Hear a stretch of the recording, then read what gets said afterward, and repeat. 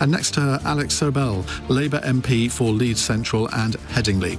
They are here to take your calls on 0345 6060 973. You can WhatsApp us on that number, and of course you can watch us on Global Player. Call 0345 6060 973. Tweet at LBC. Text 84850. Cross question with Iain Dale. This is LBC. Right, let's go to a text question from Alfie in Sheffield. Donald Trump is now trying to interfere in the Canadian election. What can Britain and the other Western nations do to push back against his toxic influence over our democracy and society? Well, both Prime Minister Mark Carney and Canadian Conservative leader Pierre Poilievre have pushed back against Donald Trump's call to Canadian voters to back Poilievre's party, with the Conservative leader urging him to stay out of our election. I don't know if any of you are particularly experts on Canadian politics, but Alex Sobel, let's come to you first. Well, I'm the chair of the Fair Elections Group in Parliament, so this is right up my alley. I think foreign interference elections is a huge problem right across the globe. This is at the low end of the bar, I'm afraid. We've got potential in this country and other countries in terms of foreign political donations. Elon Musk has made his now famous offer of $100 million. It doesn't seem to have happened, though, does it? Not yet, because he didn't get what he wanted. So Nigel Farage has not let Tommy Robinson into reform. But it is those things are real danger. I think the British public don't want to see their elections bought by foreign money, and I don't think the Canadians want to see their election being influenced by foreign political figures either. It generally doesn't have a positive effect. I think in Canada we've seen a huge reaction to Donald Trump, which has actually favoured Mark Carney. So this might not be quite the which thing that he intends. Which is surely what his intervention here is going to do. And you think, well, what's the logic of that? I mean, if he wants Poilievre to win, then surely he'd say nothing at all. I think Donald Trump's very confident in his own persona and ability, and maybe he's read this one wrong. Alys? I think the difference is that Donald Trump isn't a conservative. He's not a right winger. He only cares about America first, and I think that Mark Carney has clearly benefited from putting Canada first. And I think if there's anything that we in Britain can learn, it's that British Conservatives should not be crawling to Trump. He's not a fellow traveller, and that we should be putting Britain first and standing up for our own values and what we believe in. The phrase Britain first has unfortunate connotations Yes. in this country, doesn't it? True. But I know what you mean. Ajmal? I'm very scared of any foreign interference when it comes to our own democracy and election. I don't know whether you remember in 2010 when I stood for the parliamentary election in Bethnal Green and Bow, Bangladeshi government sent its foreign secretary to come and interfere in the election and campaign for Rushnara Ali at that time. She got eggs on her face, not literally but metaphorically. Unfortunately, the very lady who came to campaign for Rushnara Ali has now been indicted for corruption, embezzlement and stealing the government's nation's wealth. So whenever we see politicians from other countries trying to interfere in the domestic affairs of countries like ours or any other, it backfires. And often voters are smart. They would vote the opposite because they are angry. They're vexed, especially Donald Trump. Look, whatever this guy says, I don't know what he takes, what he drinks or eats, but this is an insane precedent. I just can't believe that Americans have voted for him. He is trigger happy. He wants to invade any nation that doesn't agree with him. He wants to do this, that and the other. I think America is greater without him, and that American people should ditch him as soon as possible, make their country great again. Well, the thing is, we have to remember that the American people did vote him into office. And I know. However much we on this side of the Atlantic sort of hear his comments and are completely bewildered by many of them, he is an elected head of government. Does it make it right that there are elected head of governments? I can give you many in our living memory. Well, I think it means that we have to try and understand why American people did that. True. Which I think sometimes we don't make enough effort to do. That is true. Kulveer? I tried to do just that, Iain, because I went to the inauguration earlier this year. Were you invited? Yes, I had an invitation. Wow. Yes, I want to know. well, because I saw a big change happening in the US and I wanted to understand it. I don't think we can just sit here and throw rocks at democracy and the process that's happened in the US and say it's all wrong, they've got the wrong result. Politicians too long say that the electorate get it wrong. I think the electorate decide what they want to do, and there was a time and there's a place in the US for the second time that they voted this man in. So this is no fluke. This is no outlier. So I think that's Donald Trump. But in terms of his behaviour and influence, influencing international elections and other political systems. Well, we also know that he doesn't play by the international rule book or any rule book. So this is the Donald Trump set of rules, and I think we're all getting not used to that, but we're sort of baking that in, that he's not going to be conventional. He's going to say and do things that we'll feel are outside the rules that everyone else plays by, and so we'll take that on board. But I do feel that I appreciate the way that Canadian politicians have stood up for each other. I think whatever intervention an external political force plays in any other nation's elections, it tends to have a activating reaction for the opposite effect. So I think we all understand that, and I give more credit to our electorate when things like this happen anyway. They're smart. I think the problem is that Donald Trump doesn't respect democracy. I think that's plain. I think that's clear when he incited a riot on the Capitol. I think everybody thinks that he's going to try and get a completely unconstitutional third term. So it's all very well saying, oh, Americans voted for him, you know, that's their democracy. But he's not a Democrat. And I think that the way we need to counter him in the new Trump world is by standing up as firmly as we possibly can. Just on that point, David in Enfield has an interesting question. David, hi. Good evening, everyone. A leading conflict journalist, when recently asked about why Trump admires Putin so much, replied, because they are both autocratic fascists. Does the panel agree? That was from Oz Chatterjee, who we've spoken to a lot on this programme, has spent a long time in Ukraine. I think he said that on LBC earlier. Alex? Well, I know Oz, and I actually been with him in Kyiv at one point as I'm also the chair.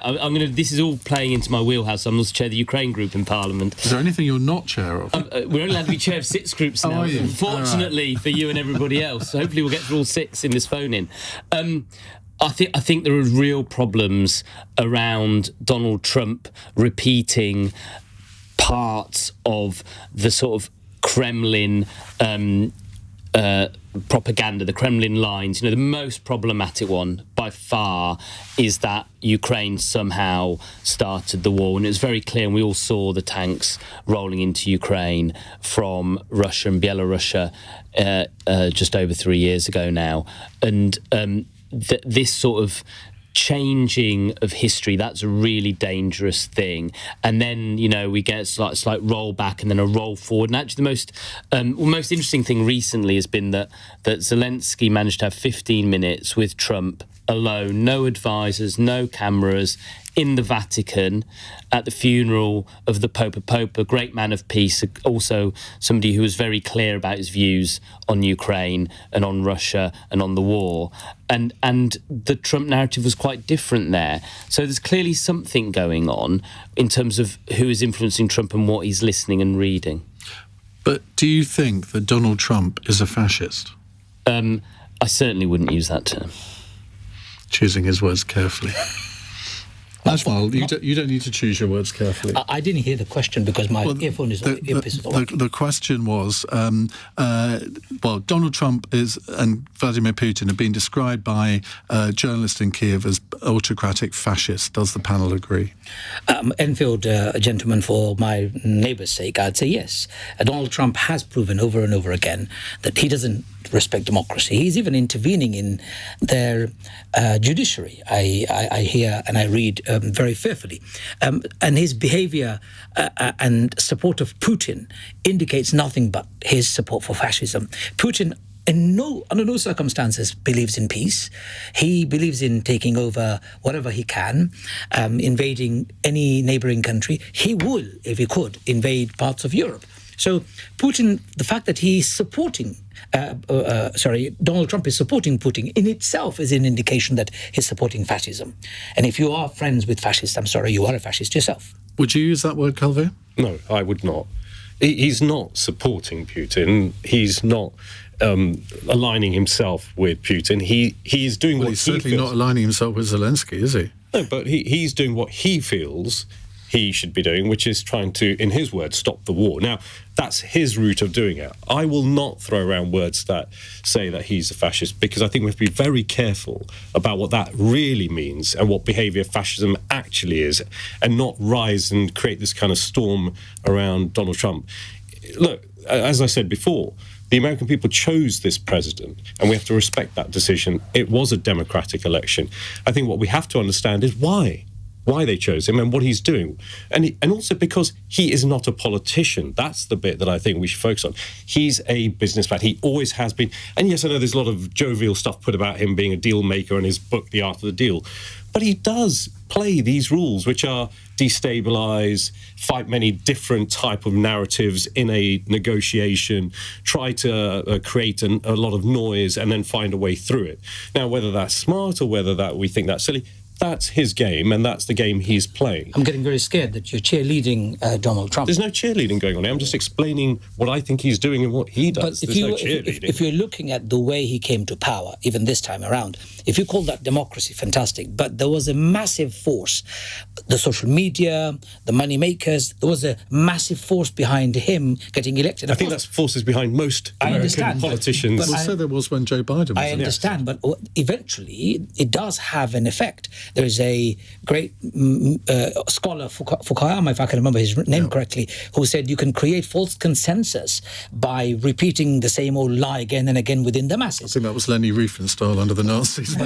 Either way, Donald Trump, I call him fascist because of what he has done and how the world has become more unstable under him and how the world is moving in the direction that I'm very scared of. And I don't want to see a world where my children will inherit it after Donald Trump in this way. Right, let's move on to a different subject in a moment. It's 18 minutes past 8.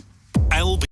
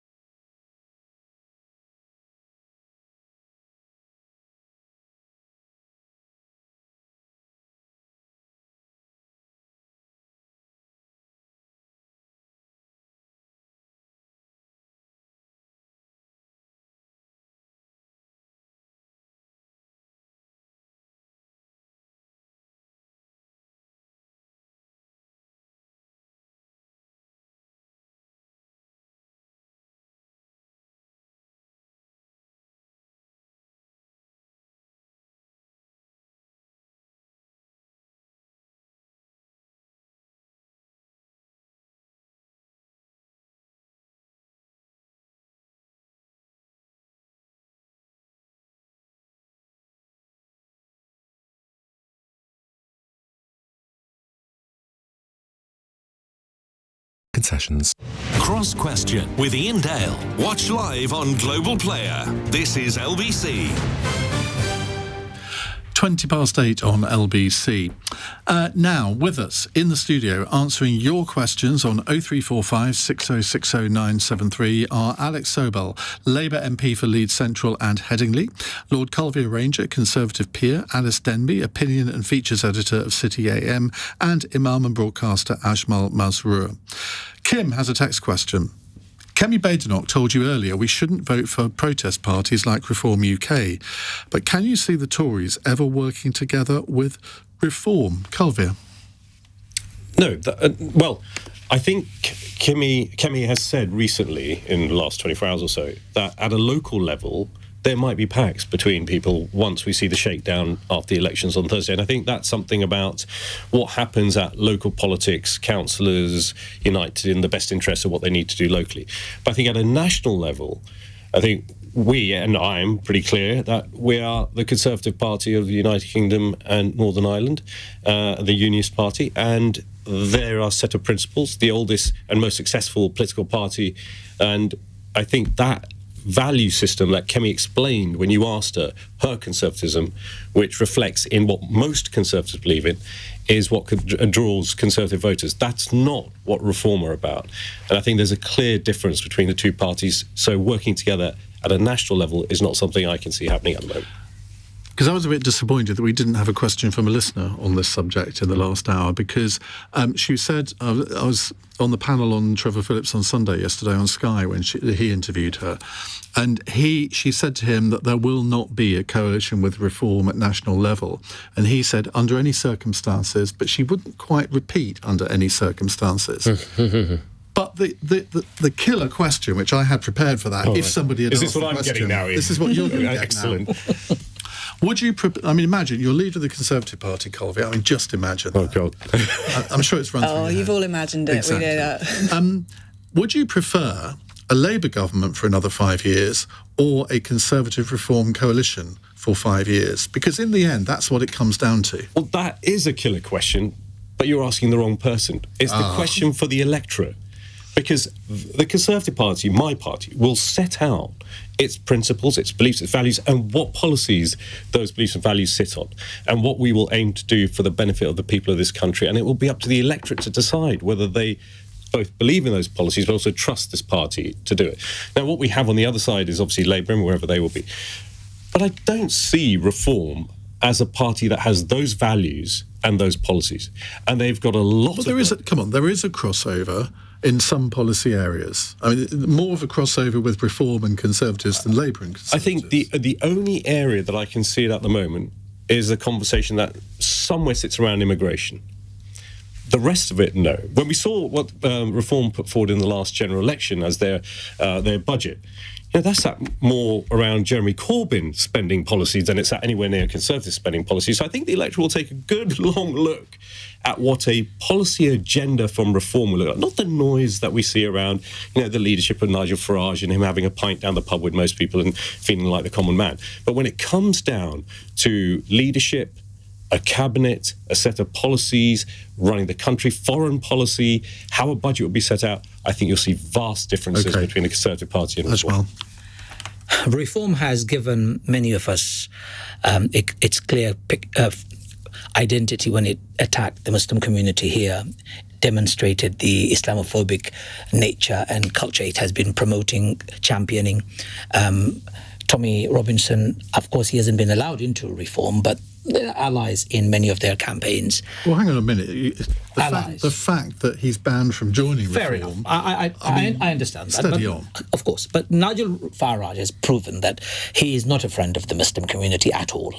And the attack on migrants... My parents came to this country in the 50s. I'm being attacked when he attacks the migrants. There has to be some sort of a measure for the Conservative Party to say no. Under no circumstances will we form a coalition government with a party which has such racist policies at its core. Conservative Party has formed governments many times. We have its leader from ethnic minority group. You are from Sikh background. At this moment in time, the picture out there, Conservatives have been more welcoming to the minority ethnic than Labour Party. That's the picture. If you now go in bed with Reform, my God, that's it. That's the destruction of Labour Party's image. So I would say stay away from Reform, and Reform should be banished from the electoral scene by the voters. They should not vote for them. They should vote for one of them. They're actually at the top of the polls at the moment. At the moment, because they're fed up with all the parties. But who's to say that they won't still be fed up I'm in sure they 2028? will, and I'm hoping, I'm praying that they don't. And there will be sufficient ground for us to campaign. I'll certainly be campaigning, saying to people, don't waste your vote voting for Reform. I don't support the Conservative Party. I currently don't support the Labour Party because I think both of them are two sides of the same coin. But what do people do? Do you know fellow Muslims that are supporting Reform? Yes. Unfortunately. What do I say? What do they say to you as to why they're doing that? I have no idea why they... I'll give you a good example. I bet you asked them. I'll give you a good, funny example. There was a guy who stood for a local by-election in one of the northern towns. He stood for the BNP, the banned party. We asked him, why did you stand for BNP? This was a Bangladeshi guy. Do you know what he thought he was standing for? Bangladeshi National Party. So there are many confused... And when he found out what he was standing for... I think it was too late. He wasn't elected anyway. I agree with both of you. I think that the Conservatives should certainly stay away from Reform. Reform's stated aim is to destroy the Conservative Party. I think any sort of pacts, the price would be Nigel Farage as leader of the Conservative Party, and I don't see how any Conservative Party leader could agree to that. Culver's absolutely right on the economy. Reform are far to the left of the Conservatives. They're not a Conservative party, and they don't share a lot of the Conservative Party's value. I actually think Kemi Badenoch... But they say they're true Conservatives. They say they inherit the Thatcherite mantle. Well, how can they say they inherit the Thatcherite mantle when they want, to renationalise steel? Is that the latest thing? They have a very left-wing economic agenda. They're going to massively push up the price of energy with some mad net zero policies. I think Kemi had a really good phrase that she said in your previous interview when she talked about the common ground, and that was a phrase that I think Keith Joseph used back in the 70s. There's that Conservatives are not standing for the middle ground, they're standing for the common ground, for common sense, for those things you talked about family values, about business. Let's not forget how important that should be to any kind of Conservative mission. And I think that's what the Conservatives should be talking about, and I think that's how they will reunite the right-wing coalition. Because I think the idea that if you just add together Reform votes and Conservative votes, hey, presto, you've got a majority, is incorrect. Because I do not think those are fungible. And I think if you swung towards Reform, as you said, you would lose many people from ethnic minority communities and to the left, to parties like the Lib Dems. So I think it was a mistake to talk about pacts with Reform. Alex, Keir Starmer has this afternoon been talking up the possibility of a Conservative Reform Pact. He says there are people behind Kemi Badenoch who, when I say behind, I mean not her allies, who are trying to bring that about. Robert Jenrick is suspected of doing that. How is it to your advantage to make this an issue? Well, I think it's about the reality of this. So if after Thursday's election there are local authorities in the country where there are Conservative and Reform coalitions running those councils, those two parties will start to have a relationship of working together. And if that works, then who knows what the next thing is. Coming back to our earlier conversation about money in politics, where's big money coming from into the right politics, and what do they want? They want to unite the right. And money talks in politics, not quite in the same way as America, I admit, but it still does. And if these pressures come and there can be found a cheerleader in the Conservatives, Nigel Farage, I don't think is going anywhere in Reform, then who knows where we'll be at the next election. Also, our electoral system, we saw in 2019 exactly when Nigel Farage stood down quite a lot of his candidates to help the Conservatives, help Boris Johnson get Brexit through. Who knows where we're going to be in 2029? Who knows? Our electoral system really lends itself to that sort of thing. That's your seat, that's our seat. We'll stand a candidate there, you'll stand a candidate there. It's very easy to organise. And money talks in the Labour Party as well, doesn't it? It talks via the trade unions, and it also talks via donors like Lord Ali. That's trade unions, 6 million working people making individual donations. That's not big money. That's lots of people giving. Yeah, they get well rewarded for it, don't they? Or the promise of Elon Musk giving 100 million. That is a massive difference between trade union donations and. We've got to stop this. Oops. Who are you talking to now? Kemi. Kemi's going to hear the voice of Kemi. Never mind. I would just add that I think, on the point about whether there'll be coalitions at a local government level after Thursday, there always are. There's pragmatism that works at local government level, whether it's independents, Greens, Labour. There's always a sort of some type of agreement done at that point. That doesn't translate at a national level. It hasn't ever translated. The only coalition we can all remember is, the one in 2015. And that's the last coalition. We're not a country of coalitions. And as I say, Reform's agenda is very different. And I think the Conservative Party will never accept, as Alys has said, about a leadership that isn't as democratic and trusted in the values of the Conservative Party. But the critical thing is, I think we do have frustration in our country with the main parties. And it's not a protest vote, it's a frustrated vote that you can see Reformers dragging in here. Because people are annoyed about things that they haven't seen happen, about bins not being collected, about the migration issue, about the amount we're spending on putting up asylum. All of these things are antagonising and annoying the electorate. Quick quiz question for you all. Who said England does not love coalitions? Oh. Who? Yeah. Oh, you're all showing complete ignorance. Yes. So sorry, go on. Churchill? Benjamin Disraeli. There we go. Well, That was a while ago. we were not born. I'm old. More questions to come. It's 8:30 on LBC. Let's get the news headlines with Daryl Jackson. The Conservative leader Kemi Badenoch told LBC voting for protest parties means electing people who've never run anything before at a time when serious credibility is needed. The Conservatives are expected to lose hundreds of council seats in Thursday's local elections. Large parts of Spain and Portugal have been without power for several hours. It's feared it could take up to a week to restore some services. And Russia says it will observe a 3-day ceasefire in Ukraine next week. President Putin's urging Kyiv to do the same between May the 8th and 10th, marking 80 years since the end of the Second World War in Europe. LBC weather, dry with clear spells and light winds for most tonight. Outbreaks of rain in the very north of Scotland and a low of 7 degrees. This is LBC.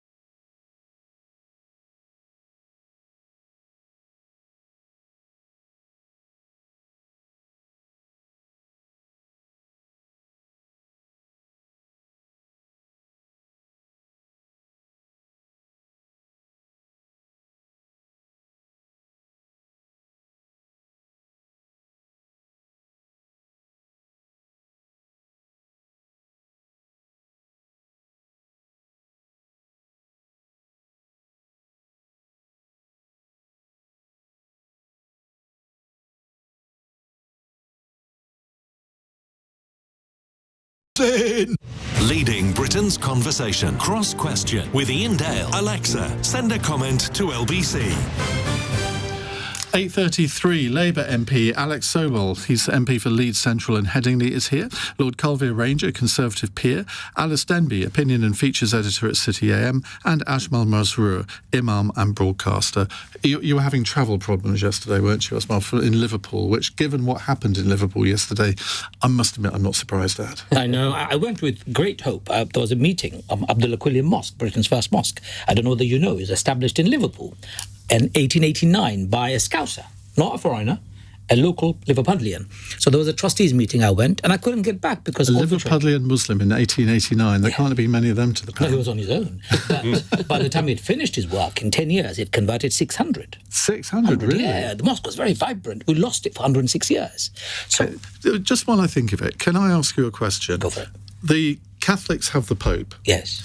The Anglicans have the Archbishop of Canterbury. Why isn't there a sort of head imam, like a figurehead person for the Muslim faith? The Jews don't have one either, which I always think is really weird. Because we have this flat relationship with God. Everyone has direct access. If somebody is superior, it's a problem. Because then that person becomes... You can't have a channel. No, you have direct access to God. Okay. Everybody has. That's the reason. That's the to be honest, as a sort of, someone who's informed about my religion, but not... the question was raised in our household. Who's the Sikh person that we're going to send to the funeral? And I think there was somebody there, a representative from Sikh faith, but it's not quite clear. And I felt a bit ignorant about my own religion, not knowing who would be our head representing us there. Because it felt like it was actually, maybe we all watched it. No, I don't think it's me. I think you've got to be a bit more stricter in your Sikhism than me. Within the Muslim community, there would be the structure of the Muslim society would be the political leadership. So they would have a united leadership of a political figurehead who could be religious, or who may not be religious, but religion is both public and private, but there are no hierarchy. And that's the reason why we never accept a pope-like figure within any Muslim community. Though the Shia community, they have the main Khomeini as their leader. Muslims, the Sunni communities don't. I'm not sure that's a great example, if I may say so. Well, I can't ignore that's there. No, but it's a good thing, because who would be the true representative of such diverse views, such diverse communities, from Indonesia to London to Malaysia to Singapore, in every place? Well, that's the problem the Anglican Church has got, isn't it? Right, let's have a question from David in Tufnell Park. On your programme, Kemi Badenoch has just named Georgia Maloney as her favourite foreign political leader. It is has she committed news by doing that? I think she might have. And doubled down by noting their closeness on policy across the board. A former activist in a neo-fascist organisation. What does the panel think about that? Now, just as a bit of background here, some academics have claimed that Meloni's Brothers of Italy party is inspired by the fascist movement of dictator Benito Mussolini, who held power from the early 1920s until the latter stages of the Second World War. Alys? I think it's true to say that her party does have historic links to Mussolini, which I do find worrying. I would say, though, that I'm not an expert on Italian politics, but I wouldn't say from observing it from a distance that it looks like she's doing any particularly fascist things. I think she's been very effective on controlling small boat migration, which I think is probably what Kemi's referring to when she talks about their closeness on policy. And I think if we're talking about her actions rather than, Italian history and her connections therein, I wouldn't say that there was anything so far, from what I've observed, particularly troubling about Meloni's policy agenda, but being not an expert in Italian politics, just a fan of it as a country. It has to be said that since she's come to power, Brussels seems to rather like her, which they were very sceptical about her at the beginning because she was being a bit Eurosceptic. Alex, what do you think? She's certainly. I thought you were going to ask me who my favourite foreign leader was, so I was all prepared for that. But we can maybe do that at the end. But certainly from her being in opposition and the rhetoric she used in the Italian election, Meloni certainly seems to have lessened that rhetoric.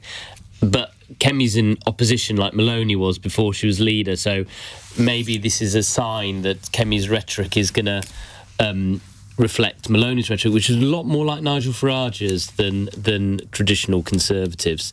So it makes me concerned about what we may see Kemi being inspired by in terms of the election campaign, certainly. So who's your favourite world leader, Alex? There was another election going on now in Australia. There is. And Anthony Albanese. Really? Yes, I really like him. You very set your solid standards guy. quite low. No, very solid guy. All the Australians love him. I'm very obsessed with Australian politics. I've even been watching their equivalent of the Laura Kuenssberg show every Sunday, because you can get it on Saturday night, obviously. Yeah.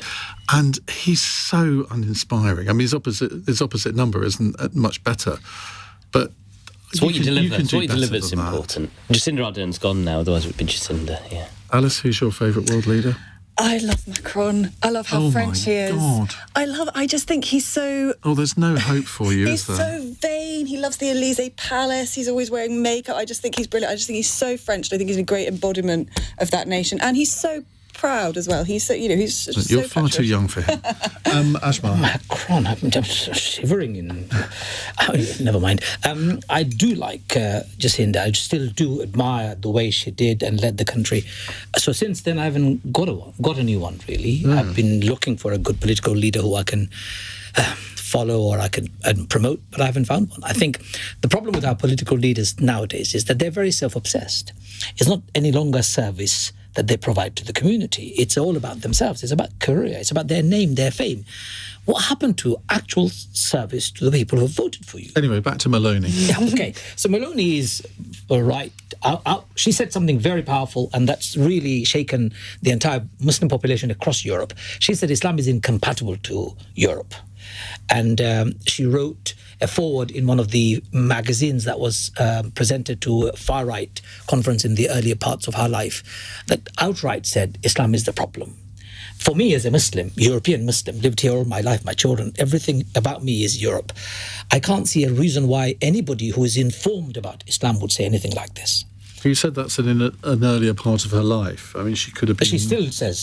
she still says... Yeah, she says Islam is a problem even now. One of the reasons why Muslim community in larger number are leaving Italy and looking for alternative homes. Large number of them have moved to Spain, coming to the UK if they can find a way to come here.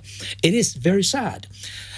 To suggest that Islam is the problem is complete misreading of the massive contribution Islam and the Muslims have made in Europe and the world.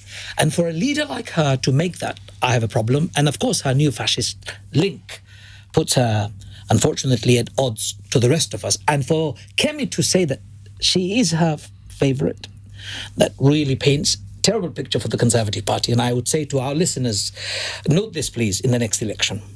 It is interesting because earlier in the hour we'd been talking about how she could attract Conservatives back who had gone to the Liberal Democrats. I'm not sure that answer helped. No. Kulveer. No, I think, Ajmal might be reading a little bit too much into this comment by...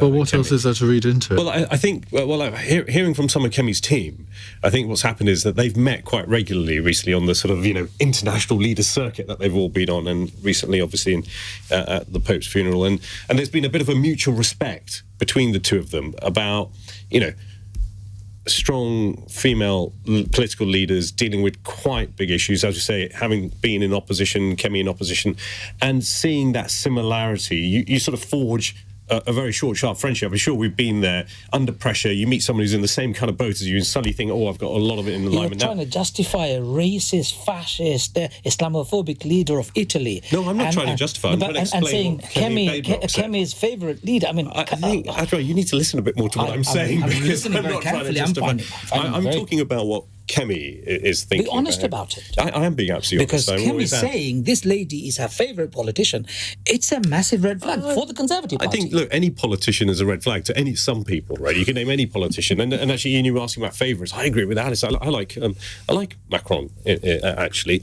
because I remember what he did to save the French from the right when he came in and starting the new party En Marche and completely reformed French politics literally overnight. There's like a massive power struggle. Is that what the Conservatives want now? No, I'm just talking about how you admire certain political leaders and what they actually achieve. In the end, the old adage, all political careers end in failure, and we all tend to hate all political leaders at the end of the day because they've done so many things that have annoyed everyone. By the end, that we all find reasons to say they're bad. I mean, giving her the benefit of the doubt here for a second, bear with me. Please. Could she not have just meant, well, she's the one that I get on with, that I like? Because, I get all sorts of flack for saying that I like and get on with Nigel Farage. Well, and exactly. Of all the people I've had lunch with over the last 5 years, he was the most entertaining. I like him. I don't have to agree with his politics. But you're not the leader of the Conservative Party. But he's an influential media host. Of course. And he's still hoping. We'll get through 4 or 5 for the next election, so you've got a chance. Your role is very varied. You have to entertain all these people.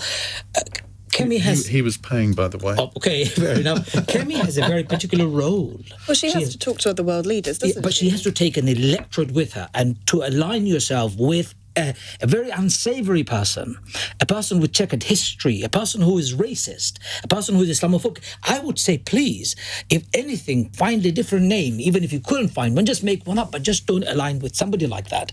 It will come to ruin you in the future. I certainly will be speaking very loudly about Kemi's opinion that she finds this person that is her ally. I'll certainly say don't vote for them because of this. The one thing we can say about this is she's definitely made herself a hostage to fortune with that comment. I think that maybe she didn't think it through. So, when she said Ajmal, it. you won't vote Labour, you won't vote Conservative Correct, now, yes. you won't vote Reform.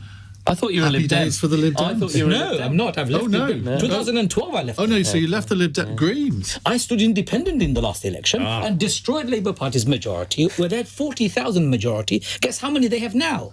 1,500. So I had 30% plus vote, and Rushnara had 39% minus vote. So there must be something I'm doing that's right.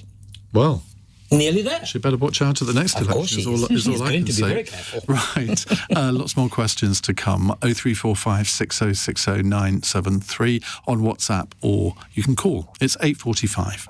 This is LBC.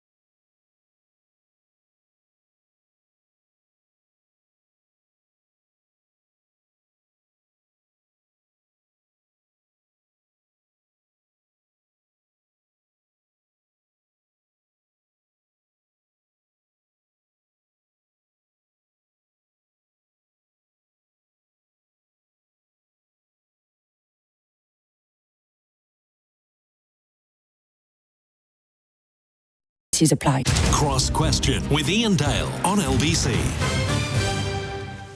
Alex Sobel, Lord Kulveer Ranger, Alys Denby and Ajmal Masroor with us answering your questions. Right, here's a WhatsApp question from Robbie in Chelmsford. Why does the government set up pay review bodies if it's going to dissemble and dither over their recommendations? It's a waste of time and money. Now, a bit of background to this. The government had budgeted for pay rises across England of 2.8% for teachers and also for NHS workers. But the pay review bodies for those sectors have recommended increases of around 4% for teachers and around 3% for NHS staff, with the Prime Minister's spokesperson saying that there will be no additional funding if recommended awards exceed what departments can afford. Kulveer. I think the question here is that there's a recommendation and then there's an affordability, and there has to be something in the middle that's met. It's those pay review bodies are there to give an indication, not decide. That's what the government does. It decides. So there can be a recommendation that says, well, this is where we think the market is. And there's a lot of lobbying going. I've heard about, so much has been in the news over the last few weeks about teachers and their mental health and overworked and everything else. There's been a lot of news stories around the struggles that teachers have. We all understand the hard work that they do. But there's also a question of what the country can afford. And I think there's something actually in today. I was sitting in Lord's Questions and there was another question about funding or something else, and the government stood up and said, we're going to put an extra 100 million into that funding. Well, we can keep saying we're going to keep increasing public sector pay. We can say we keep going to fund everything. But we can also see that government borrowing is going up beyond what we thought it was going to be, as the figures from that have come out only in the last couple of days have shown. We can see that we're seeing an inevitability in how we're going to pay that through tax rises. So I think we've got to be real, and this is where politics does get difficult, that the leadership, the Prime Minister, the government and Chancellor will have to get real with the public about what we can afford and with the public sector. And I think that's what's going to be the difficult fight for this government this summer. Alex? So I just want to say two things to contextualise this. First of all, when we came into power last year, we took on board the recommendations of the pay bodies. And if we recall, there were a lot of strikes. The doctors were on strike, the teachers were on strike, the railway workers were on strike, and we implemented those pay review body awards. And we settled those strikes and we implement those pays. But over the previous 14 years, every year the government paid. The pay increase was less than inflation. So wages have been going further and further behind their value in 2010. So people have been finding it more and more difficult in the public sector, and their wages have fallen further and further behind. Now, obviously, the pay review bodies do a really good job, and they've come up with a figure to help those workers catch up for their losses. And the government didn't budget for those. They're budgeting for inflationary pay increase. So we now need to work on that gap. And I think that it is very difficult in the current fiscal circumstances. That gap's very difficult. I really hope that between the government and the unions that represent those workers will come to a settlement, and we won't need to see industrial. Can I just add, Alex, those pay rises in the public sector were not mapping towards what was also happening in the private sector, where salaries were not going up at that level. So you say there was a gap increasing in the public sector. But the private sector can't just give. The private sector can't give these pay rises when there was growth was struggling, the economy was struggling. You can't give those pay rises, and they weren't happening in the private sector. So I think it's a fallacy to say, well, this mythical figure of we should have this increase because that's what the increase should be.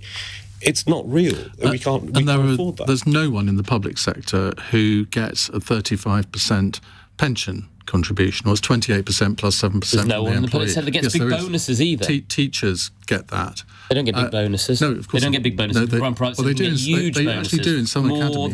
More than that. Well, that's a whole other debate. Which Labour want to take away, that's a whole other debate.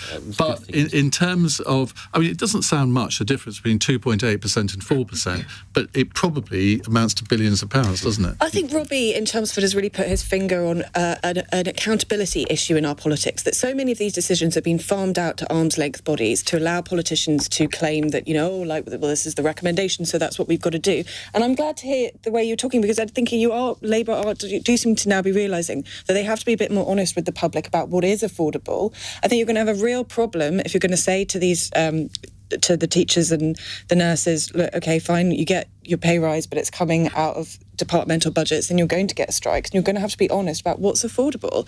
And I'd like to see politicians of all parties take more accountability for these kind of really important decisions that affect all of us. What's fair, what's affordable, that's for politicians to decide, not for quangos.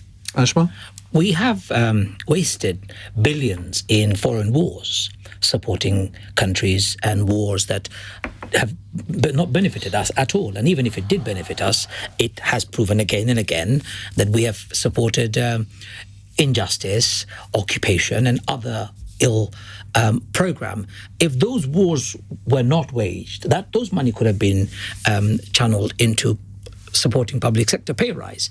At the moment, with all the money wasted in many of the government ventures, both by the Conservative Party and the Labour Party now, I feel very sickened to the core that it's my money, our money that's been wasted, and they're not being accountable for it.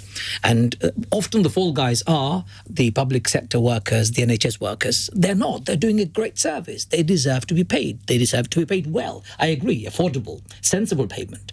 But there is a massive amount of money that's wasted in billions by government waging wars that are absolutely unethical and we should not be supporting them at all.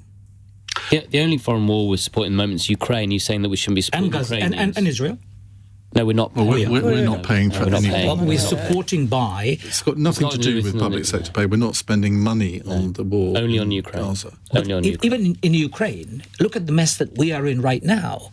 America has come in directly into it, and all of that investment, so-called investment, is not going to be in any way benefiting us. Now, Ukrainians have to be. They'll probably be forced to give up on Crimea and all the lands. I don't think so. Also, we're completely changing our whole defence technology infrastructure. 1 in 60 jobs in this country in the defence industry, and those jobs are partly reliant on us improving and modernising our defence infrastructure and supporting Ukraine. The only place where modern weaponry is being tested in the whole world is in Ukraine, and if we step away from that, we'll also fall behind. That's right. Our defence. We're in danger of going off the subject, Ajmal, thanks to you. I'm so sorry. Naughty boy.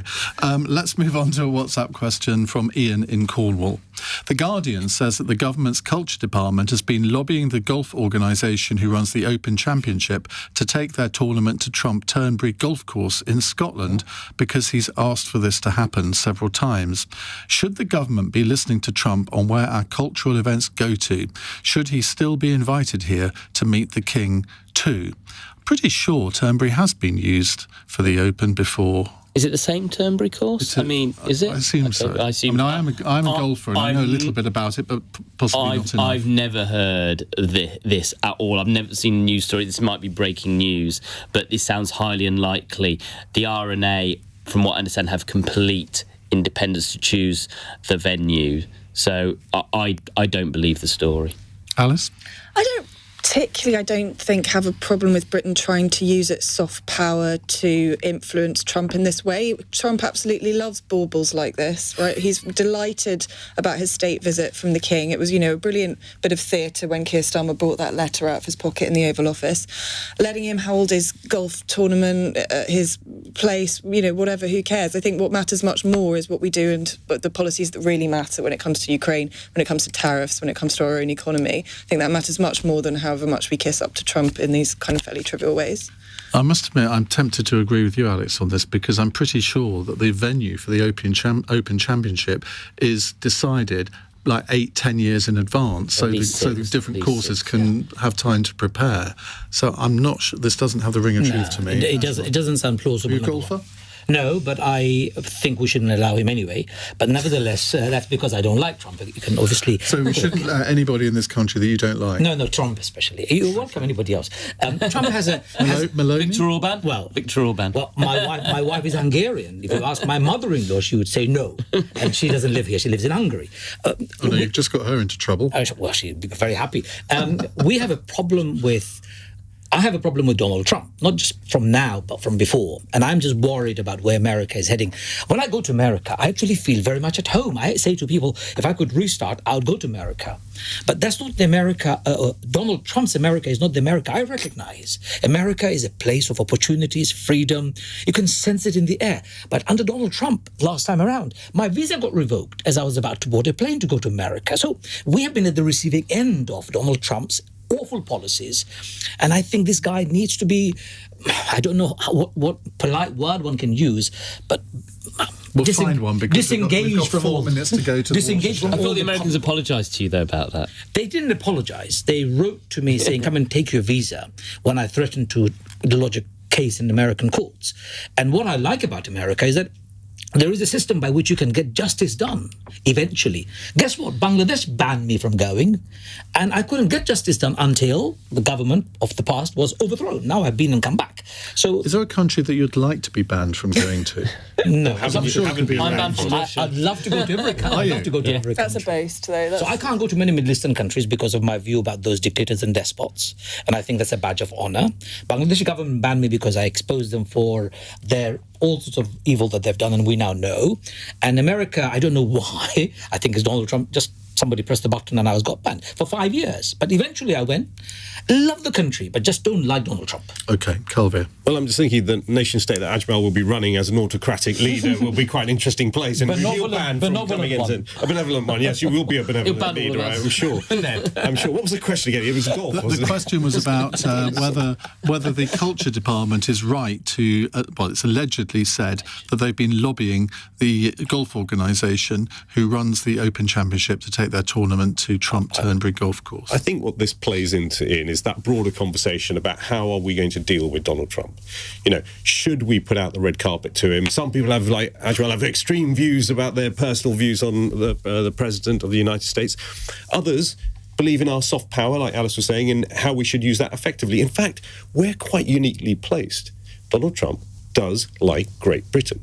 He's half British, he ought to. And he loves the monarchy. He loves things about this country. And if we can use that to our advantage at this point, when the world is going through some very severe geopolitical challenges, and we can position ourselves, with somewhere between him and Europe, because he has some issues with Europe, well, why don't we do that? Why don't we do what's right for the British people, for the British economy, and work to get to our advantages? And I think that's where this comes from. And wherever this story is coming from, I think it comes from people who maybe don't share that view and are quite puritanical in what they think needs to happen to Donald Trump and our relationship with him. I think I've concluded you love Donald Trump. I know. I think you missed the point.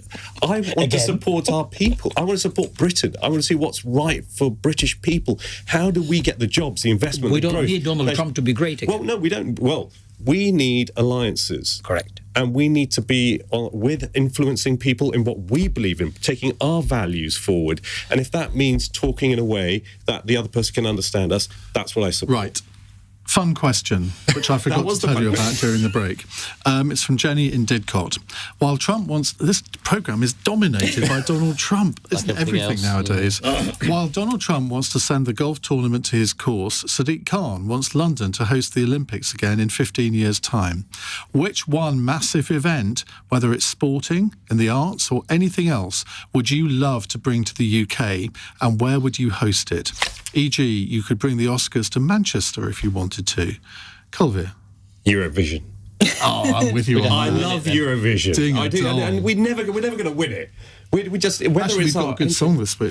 Well, we have good songs and we have bad songs. But we still don't. That's a good one. I think we came second with what's that great guy with the long hair, and he did really well. But Sam Fender. That's no. Yeah. Was it? Space. Sam Ryder. Ryder. Yes. He was fantastic, but it's such a great part. It brings so many countries together. You see the best out of people. You see people celebrating each other. I find that amazing. Apart from the voting. Yeah, apart from that. But look, I by the way, played a small part in the 2012 Olympic Games. I sat on the Olympic Paralympic Transport Board for 4 years. I remember the run-up to those games. For 4 years, people telling me it won't work, Kulveer, the city will fall apart, transport will fall apart, etc., etc., etc. It's a great thing to host these things, and we can do it so well. On behalf of all West Ham supporters, thank you for a free stadium. Even though most people don't like it. Well, how's the football view? Anyway, let's move on. Ajmal. Oscar. Oh, you'd like the Oscars in Manchester? Oscars anywhere in the UK. Manchester is a great city. I'd love it to be held. Possibly not Birmingham at the moment. Manchester then, fine. I think Liverpool would be nice. A city of culture, and it's really cosmopolitan, very bright and bubbly. So Liverpool, Oscars. Alys. Pope's funeral was pretty spectacular. You'd want the Pope to be buried in this country. Absolutely. Now that's quite a turn. Yeah, I think the Reformation was a mistake. I think bring it back. I thought that, it was spectacular. Have that in Westminster Abbey. Jobs are good. I can see so many. I'm going to add on to that because I couldn't really think of anything. But one of the outsider candidate to be the next Pope is Arthur Roach, former Bishop of Leeds, and if he becomes the Pope, then yes, absolutely, he should be come back and buried in my home city of Leeds, in my constituency where the Catholic cathedral is. Let's hope he doesn't die. Is he actually a cardinal? He's a cardinal. He's archbishop. He's a really senior, Because the most senior one, the Vincent Nichols, he can't vote because he's too old. No, but Arthur's That's not. ridiculous. So Arthur's going to be in conclave? Arthur's going to be in the conclave, yeah. Wow. He's written to me before as well. I've been lobbied, potentially by the Pope. It'll be a badge of honour if he comes Pope, and I'll say I've been lobbied by the Pope. Do you think he would come on the programme, sort of during it? And I'll have a chat with him, Ian. I'll have a chat. Excellent. I'll leave that to you. Yeah. Thank you very much indeed to all of you for coming on the panel tonight. Tomorrow's panel includes the chair of Intertrade UK and former Northern Ireland First Minister Baroness Arlene Foster, Labour MP and now retired NHS surgeon Dr Peter Prinsley, Stephen Gethins from the SNP, and the journalist and commentator Samantha Smith. That's tomorrow's Cross Question at 8 o'clock. Coming up, we're going to get your reaction to this evening's Call Kemi. Conservative leader Kemi Badenoch was here in the studio earlier taking your calls, and she said that she would not support a new youth mobility scheme between the UK and EU being introduced because of the demands Brussels is likely to make. She says that she'd like to be able to do a deal with individual member states of the EU like France, so students can travel across the Channel. Well, they can at the moment, to be honest, but is not so keen on a deal which would allow students from countries in the southeast of Europe to come here as well. Do you agree with her? Is a youth mobility scheme a nice idea which doesn't look so good under the microscope, or do her arguments just sound unreasonable to you? We'll get your calls on 0345 6060 973. On your radio, on Global Player, and Play LBC. leading Britain's conversation. This is LBC. From Global's newsroom, hours after a massive power